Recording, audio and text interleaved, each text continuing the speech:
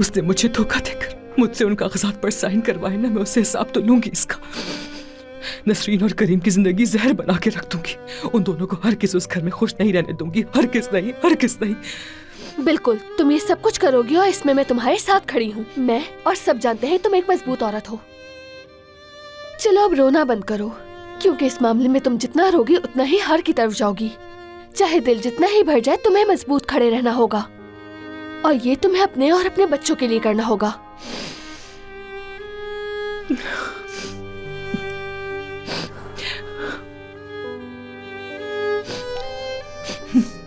सही कहा तुमने, मुझे मजबूत रहना होगा, बच्चों के लिए मजबूत रहना होगा।